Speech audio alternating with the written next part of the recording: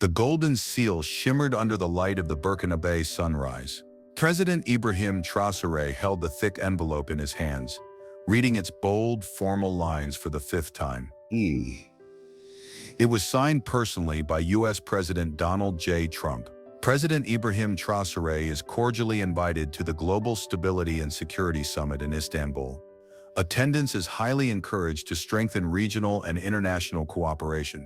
He chuckled softly. Highly encouraged was diplomatic for you better show up, or consequences follow. Traoré set the envelope down on his desk inside the modest but fortified presidential office in Ouagadougou. The walls around him were bare stone and local textiles. No gold-plated opulence, no framed photo ops.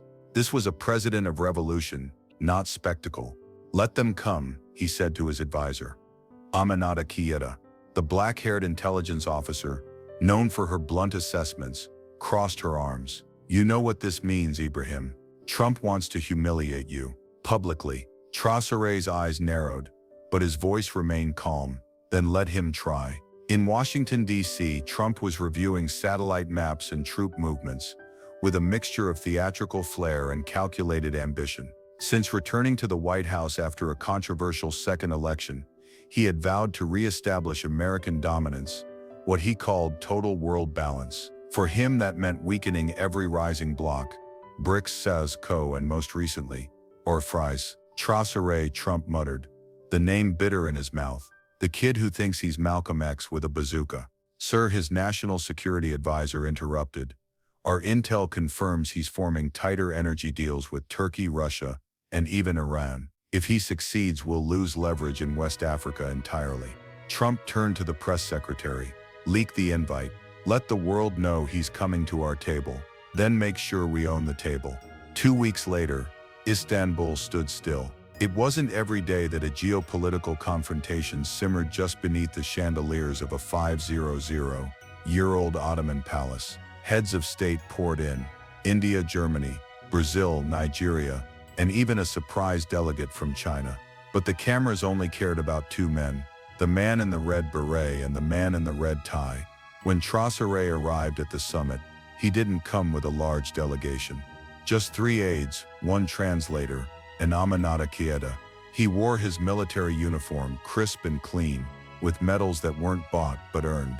The moment he entered the hall, Trump saw him and smiled wide, that signature showman grin. Welcome, Ibrahim, he said, hand outstretched. Traoré paused. Then he shook the hand, but didn't smile.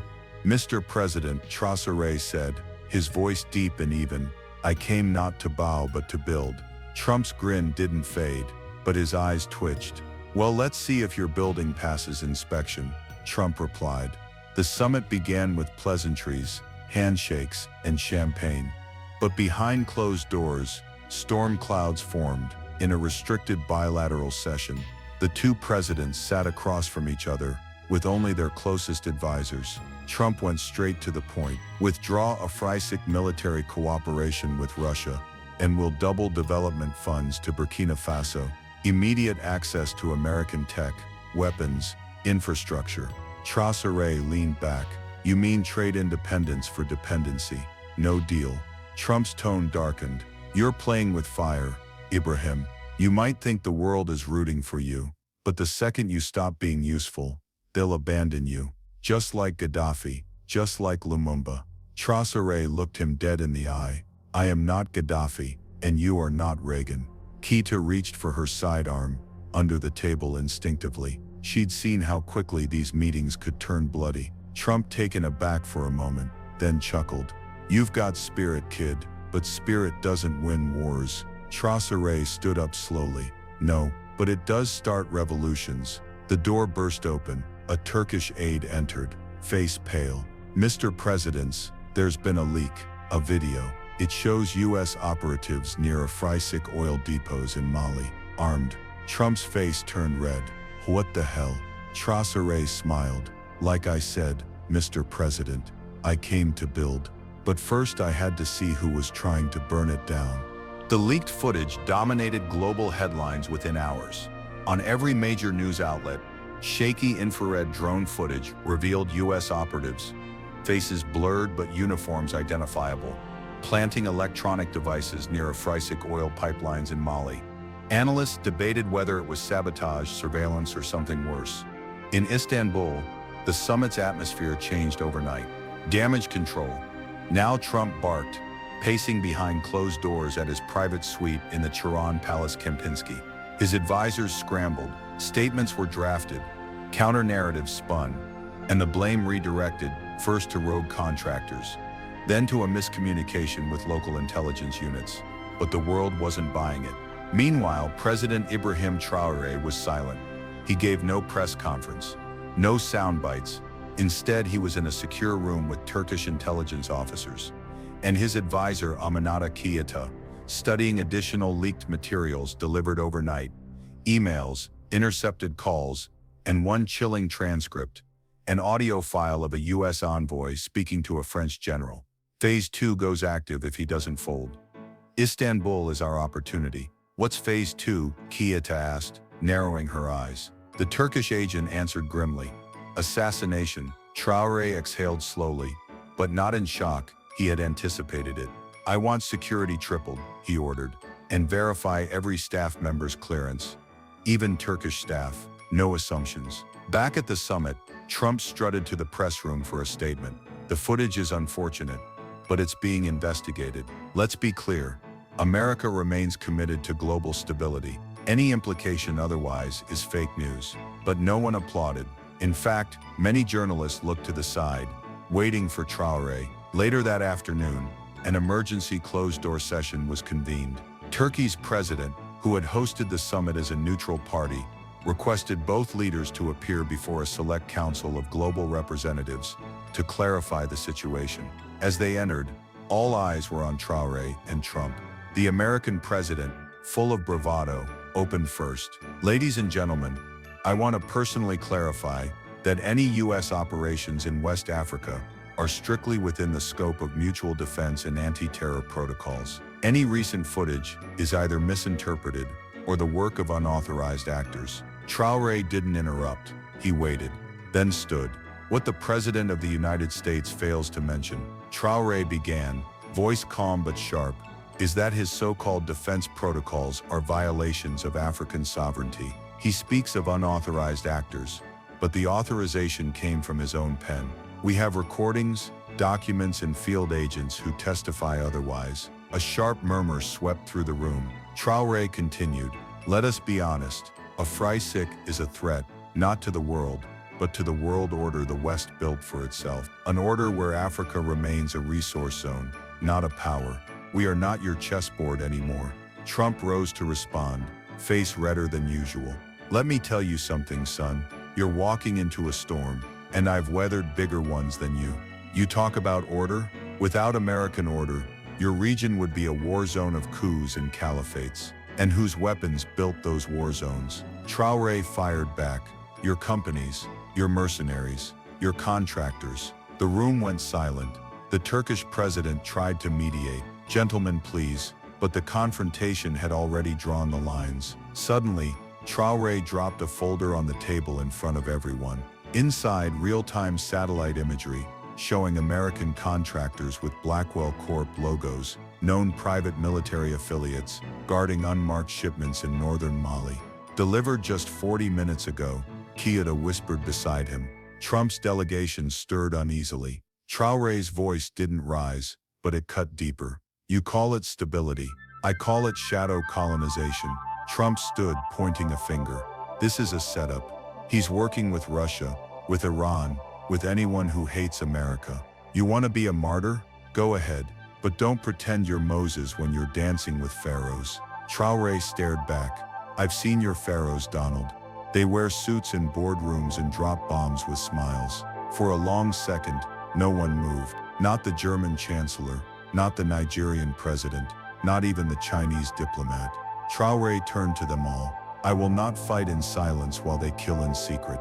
We either change the rules or we admit the rules were always lies. The room broke into stunned whispering. Even Trump, seasoned in showdowns, realized he'd underestimated this young African leader. Traoré wasn't playing defense. He was rewriting the game. That evening, Istanbul was anything but calm.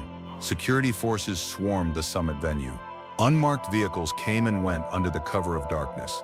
Inside the palace, the corridors whispered with rumors of plots, spies, and something worse.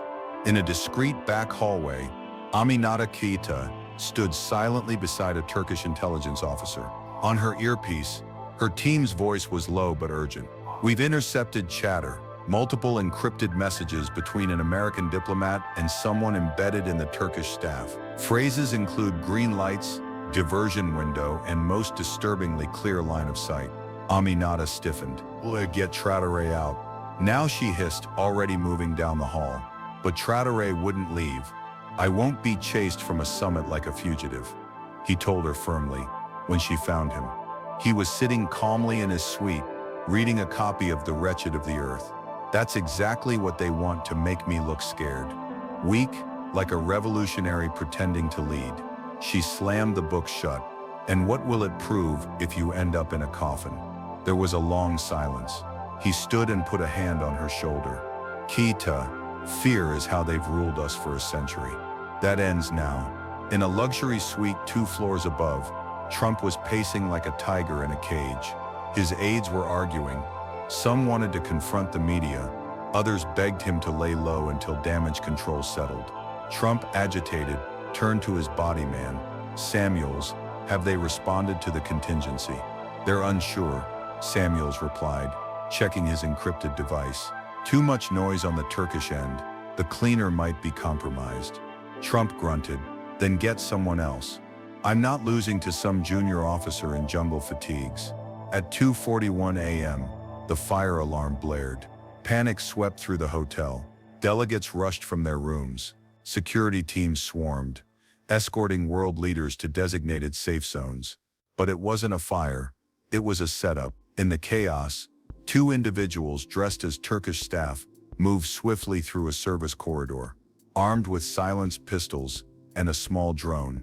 Their mission was surgical: eliminate the threat, Traoré, and escape before sunrise. They didn't expect Keita. She intercepted them in the south stairwell. The firefight lasted seconds. One went down with a shot to the neck. The other fled, wounded, leaving behind the drone and a small black satchel. Inside, neurotoxic agents, silencer rounds, and a forged Turkish pass, signed by an American diplomatic aide. Traoré arrived moments later, flanked by Turkish guards. Keita, still breathing hard, tossed him the ID badge. "I told you they were done playing games." Traoré examined it. The seal was U.S. consular. The name J. Swan. Not on any official delegation list. The Turkish guards paled. "You've been infiltrated," Keita told them. "We need a secure room now." As they moved to lockdown, international media got wind of the incident. A hacked CCTV feed, someone inside the summit was leaking again, showed partial footage of the corridor shootout. Though blurry, it was clear enough to identify weapons and false uniforms. Within minutes, the footage was on social media. #assassination. Attempt trended worldwide. At dawn, with the summit on the brink of collapse, President Erdogan summoned an emergency session with the heads of state. It was unprecedented. There in the cold silence of the Ottoman hall, Traoré took the floor again, this time not with rhetoric, but with evidence. The United States of America attempted to assassinate a sitting head of state during a peace summit, he declared. This wasn't politics. It was war by other means. Trump stood shaking his head. This is absurd, fabricated, a stage play by someone who thinks he's Mandela with a GoPro. Traoré didn't flinch. He held up the drone from the satchel. "Then explain this. Turkish military experts confirm it was deployed to track my heat signature through reinforced walls, and this," he held up the forged pass, "was signed by a diplomat in your Istanbul consulate." Trump's face hardened. "You think this circus of evidence means anything? You're in over your head. The world is not a debate stage, Traoré." "No," Ibrahim replied. "It's a battlefield disguised as a boardroom." One by one, leaders looked around the room, not at Trump but at each other. The spell of American untouchability had cracked. When Traoré finished, silence followed. Then came the Turkish president's voice, low and deliberate. Until this is fully investigated, I am suspending all U.S. intelligence privileges on Turkish soil, effective immediately. Trump stared at him in disbelief. Traoré met his gaze. I told you, I didn't come to bow. News of the attempted assassination and the Turkish president's decision to suspend U.S. intelligence privileges exploded across global media. For the first time in decades, an American president was publicly rebuked, not by a rival superpower, but by a fellow NATO ally. Overnight, a cascade of diplomatic responses began pouring in. South Africa recalled its ambassador to Washington for consultations. Bolivia issued a statement calling the summit incident an act of imperialist aggression. Even France, awkwardly caught between alliance obligations and colonial baggage in Africa, called for a transparent international investigation. The White House scrambled. Official U.S. channels labeled the accusations baseless and accused foreign actors of sowing disinformation. But in a world where raw footage and encrypted documents were circulating freely, credibility was collapsing by the hour.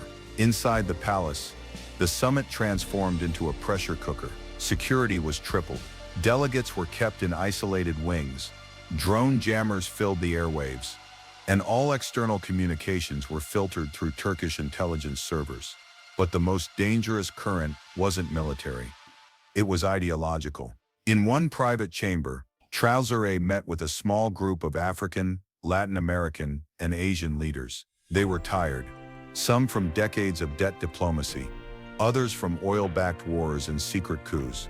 But in Traoré they saw something unfamiliar. When yielding resistance, "This is our moment," said Kenya's deputy prime minister. "The old world is crumbling, but we must be careful. If we confront too boldly, they will strike harder." "They already did," Traoré replied. "The difference now is we have the cameras. The world sees them too." Mexico's foreign minister leaned forward. "And what are you suggesting, Mr. President?" "I propose a new declaration. Istanbul will not be remembered as the site of an assassination attempt, but as the birthplace of a new alignment." The room fell silent. Erfreisik, Mercosur. Our organizations have power, but they lack coordination. What if we formed a parallel bloc, one with shared security protocols, digital defense alliances, and a rotating energy consortium outside of Western financial structures? Brazil's representative shook his head. "That would provoke direct retaliation." "It already has," Traoré said. He looked them each in the eye. "You think America wants your freedom? No. They want your dependence. We will not win by asking for permission. We win by acting without it." At the same moment, 2 floors up, Trump was on a secure call with the Pentagon. "Tell CENTCOM, I want contingency ops on standby, just in case," he growled. "Sir," came the reply. "We need clarification. Are you authorizing kinetic engagement or just cyber denial protocols?" "Not yet, but I want both options ready. I didn't come here to be cornered by kids with hashtags and drone clips." But it was too late. The internet had already moved.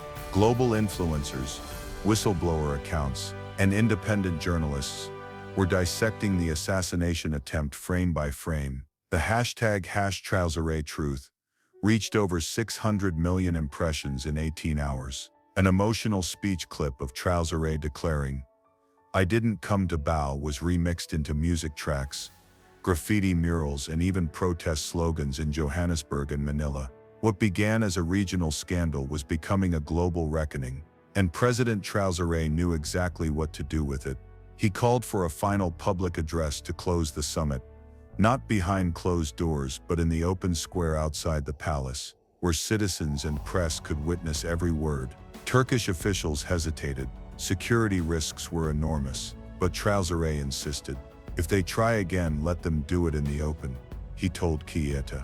"Because I won't hide behind walls while claiming to stand for truth." The square was cordoned off by armored vehicles and rooftop snipers, but the crowd still grew. Thousands of locals, reporters, diplomats, and even summit staff filled the plaza. Drones hovered. Cameras streamed live to millions. And then he stepped onto the platform. Red beret, military fatigues, unflinching gaze. Traoré took the mic and scanned the sea of faces. I stand before you not as a saint, he began, but as a survivor of bombs dressed as aid, of policies sold as partnership, of friends who came offering help but brought chains. He paused as the crowd absorbed his words. This summit was meant to reinforce global unity, but it revealed something else, that unity cannot be forced, and peace cannot come from the barrel of a foreign gun. He raised the forged ID badge from the assassination attempt. This is what they brought to the table, not dialogue, but death. The audience murmured, I do not hate the West. I do not hate America. I hate hypocrisy, and I know many Americans do too. The truth is, we do not want their fall.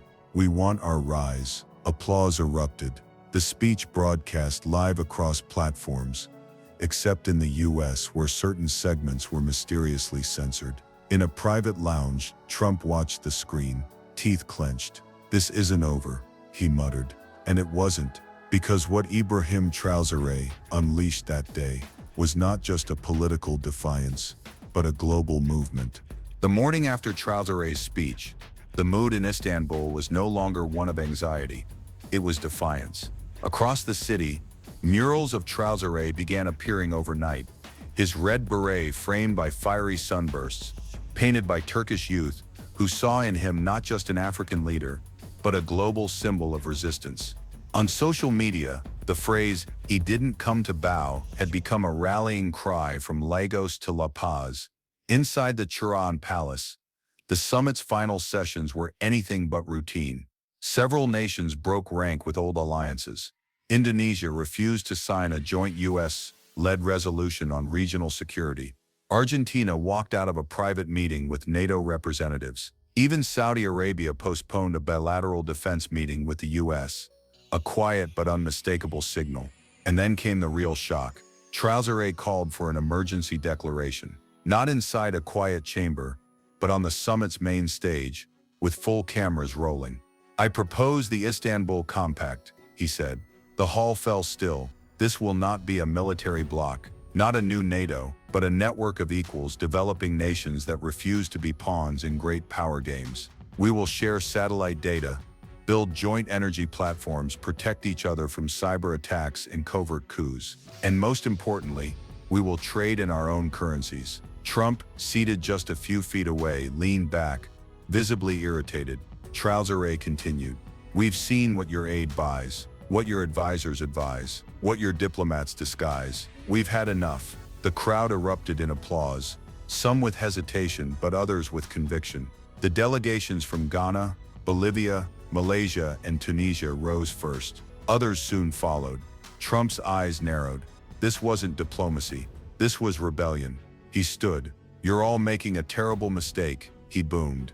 "Let me remind you who builds your roads, who trains your armies, who keeps your markets stable." Traoré didn't miss a beat. "And let me remind you who paid for those roads, with our minerals, who trains your armies, with our blood, who kept your markets stable, by keeping ours broken." Trump raised a finger. "You think you can build an alternative world order without us? You're dreaming." "No," Traoré said calmly. "We're waking up." The words hit like an earthquake. By evening, 13 nations had signed the Provisional Istanbul Compact, an agreement that technically held no legal power, but symbolically shattered decades of Western dominance. Washington was in crisis mode. Pentagon officials demanded classified briefings. Wall Street analysts warned of massive capital outflows if the compact nations followed through on their own trade currencies. The CIA labeled Traoré's actions as strategically destabilizing. But inside the compact nations, something else was happening. For the first time in modern memory, leaders of the global South were speaking from a place of unity, not dependency. Keita, walking through the now secured palace halls, felt it in every handshake, every nod. "Oh, they're not afraid anymore," she told Traoré that night. "They're still afraid," he said. "Oh, they've just decided to speak through it." That same night, while most delegations celebrated the day's historic turn, a different scene was unfolding in a private suite reserved for the US president. Trump was fuming. He stormed toward the window, overlooking the Bosphorus. "I want to pull our entire delegation," right now. Let them collapse under their fantasy. Oh, His aides begged for restraint. If we walk out now, we legitimize the compact. He didn't care. Pride had replaced strategy. Then came the call, encrypted, untraceable, from Langley. A quiet voice spoke. Sir, we intercepted chatter about the Istanbul Compact before the summit. This wasn't spontaneous. It's been brewing for months. The Chinese knew. The Russians knew. We were outmaneuvered. Trump didn't reply. He simply turned to face his reflection in the glass. Red tie slightly loosened, brow furrowed, legacy slipping. He wasn't the center of the world anymore. Elsewhere in the palace, Traoré walked alone through a quiet hall lit by Ottoman lanterns. He stopped before a wall etched with poetry. In French it read, oh, "He who builds his house with stolen bricks must fear every storm." He smiled softly. They had tried to storm him, but he was still standing. The Istanbul Compact wasn't yet a fortress, but it was a flag, planted high enough to be seen by every forgotten, exploited and underestimated nation across the globe. And Ibrahim Traore wasn't just its architect, he was its warning.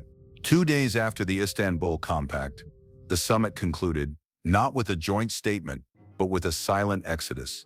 The United States delegation left at dawn, unannounced. No press conference, no handshake photos. Donald Trump boarded Air Force One with clenched fists and a scowl that said more than any speech could. Meanwhile, the rest of the world watched something extraordinary unfold.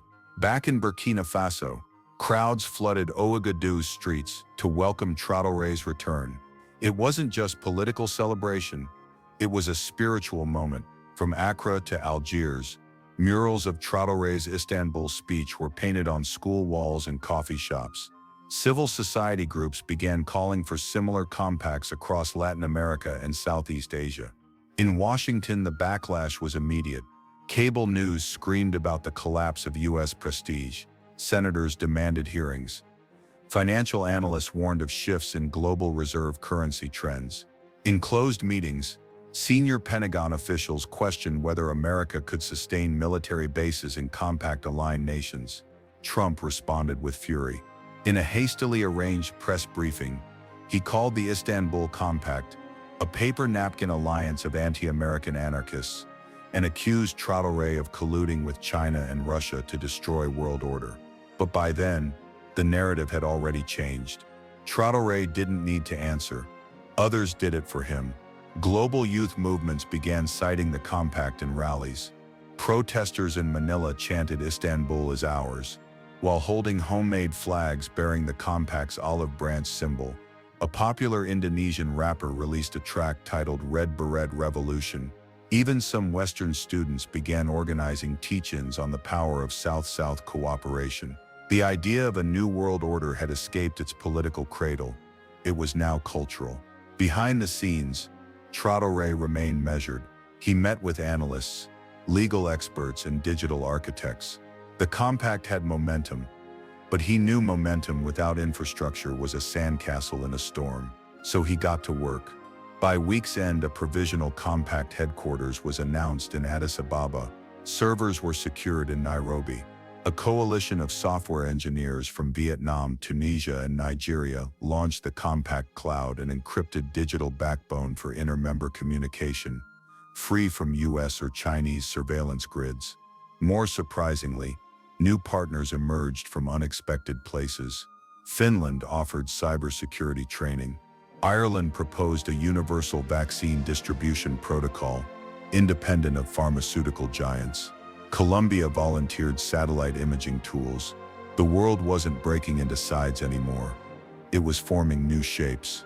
Meanwhile, Trump's re-election image began to tarnish. The Istanbul incident was now the defining moment of his presidency, and not in the way he wanted. Even some of his allies in Europe quietly distanced themselves. In one particularly humiliating moment, a leaked recording surfaced during the summit. Trump had ordered an influence leak into Traoré's personal life, hoping to dig up dirt. The order was denied by his own intelligence chief, who said, "That kid's cleaner than an embassy hallway. You'll only embarrass yourself." He did. Yet Traoré remained humble. In an interview with Al Jazeera, when asked if he felt he had defeated the West, he smiled and shook his head. This is not about defeating, it's about rising. When a tree grows tall, it doesn't pull others down. It simply reaches the light. The clip went viral. In Istanbul, the summit venue now stood empty, but the echoes of that week remained. A statue of an olive branch wrapped around a globe was erected in the plaza where Traoré gave his speech. On its base were engraved his words: "We do not want their fall, we want our rise." A year later, the Istanbul Compact had grown to include 22 nations. Trade among members surged by 28%. Cyber attacks on member servers dropped significantly. And for the first time in over 50 years, the World Bank reported a measurable reduction in global economic dependency between the Global South and G7 nations. The US remained powerful, but not supreme. And that was the real revolution. Not a war, not a coup, not a treaty signed at gunpoint. Time at one man standing in the cold light of a historic summit, refusing to bow, and reminding the world that dignity is the first form of power. As the final lines of that summit story were etched into history books, one photo stood above the rest. Not a handshake, not a signature, but Traoré on a balcony in Istanbul, raising his beret to a crowd of ordinary people. Turkish, African, Latin American, Asian, all clapping, not for a savior, but for a shift. Because sometimes the most radical thing a leader can do is believe that the world can be better without permission.